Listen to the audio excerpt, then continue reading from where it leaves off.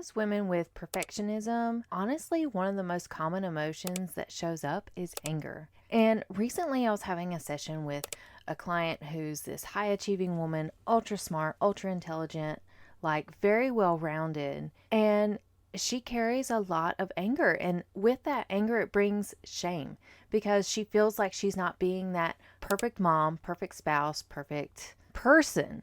Right? So if you've ever felt like your anger won't let you rest or like you're always one step away from messing something up, please know that you're not alone in feeling that way. So the other thing this woman was sharing was that she's been through so much trauma that sometimes she doesn't even recognize if she's in that fight or flight mode anymore because that state of being feels completely normal. So if you can relate to that, hang around in this episode to hear a strategic way to get yourself out of the anger, out of the perfectionism, and stepping back into a life you want to live or stepping into that identity and how you want to show up. Maybe you've tried to defend yourself in ways where other people don't understand. You feel completely misrepresented or misunderstood, even though you've carried yourself through deployments or the needs of your kids or maybe even grandkids, and let alone the everyday chaos. And so now when the perfectionism shows up or the OCD shows up,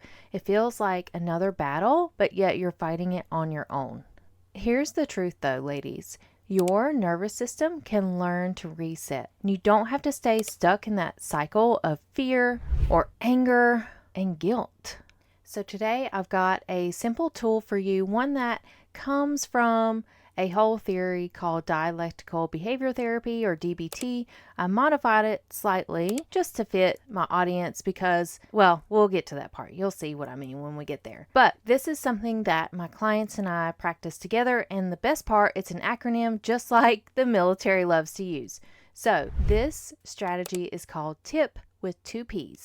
So first of all, T is for temperature. With this, I love the idea of you going to get an ice cube because in the moment where you're angry, an ice cube can be like a really quick reset. It gives you a physical grounding activity, but if you don't have access to an ice cube, maybe you can walk outside. Basically, you need some form of change in temperature. It could also be going to the bathroom to splash cold water on your face. And even though this sounds really simple, this is super powerful.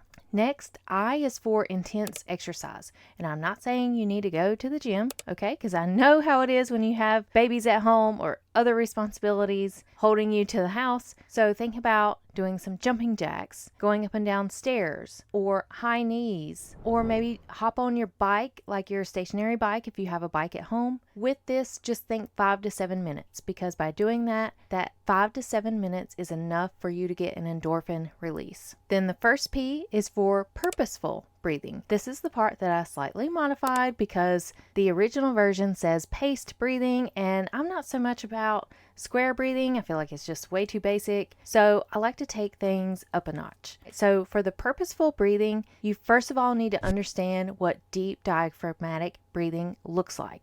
So that's the very deep belly breaths where you're getting a lot of air into your diaphragm, and by doing that, you're putting pressure on your vagus nerve that helps signal to the brain that it's time to relax. So once you've got that deep diaphragmatic breathing down, okay, remember your belly is rising, your chest is not. So once you've got that dynamic squared away, next thing you want to practice is the small straw breathing. And I love this technique. I use it myself. It's very, very helpful for moments of anger or a time when you need to pause. Okay, so what you do is you take that big, deep diaphragmatic breath, and then when you exhale, you're exhaling as if you're blowing through a straw and try to blow out for 10 to 15 seconds. While that doesn't sound like a lot, it really, really is whenever you are exhaling. And that pause is often all you need in order to get a reset. And then the last P is for progressive muscle relaxation. I love this technique. You can do it anywhere and everywhere. So think about it where you are going to start with your feet and work your way all the way up your body, going to each muscle group individually with tensing and relaxing. And you try to tense for around 5 seconds and then purposefully release. And you need to remember the deep diaphragmatic breathing as you're doing those exercises. So if you're working with me one-on-one or in a group setting, these are the types of skills that I'll walk my clients through all the time. I've got handouts, I've got audios, all the ways that you can feel supported so that you are successful in implementing these techniques, because these types of techniques, among many others, can change your life. So all in all, when you put together this TIPP technique, you give your body and your brain a chance to shift gears. All right, friend, so that's a wrap for today's episode. We talked about how anger can often show up for people who struggle with perfectionism. I encourage you to try the TIPP technique. And lastly, book a consult with me. I may have a wait list going on.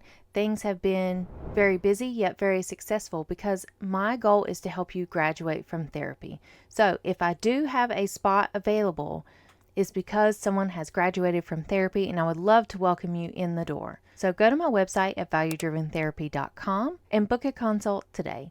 And if this episode resonated with you, please share it with a friend. All right, y'all, stay blessed by the best, and I'll see you next week.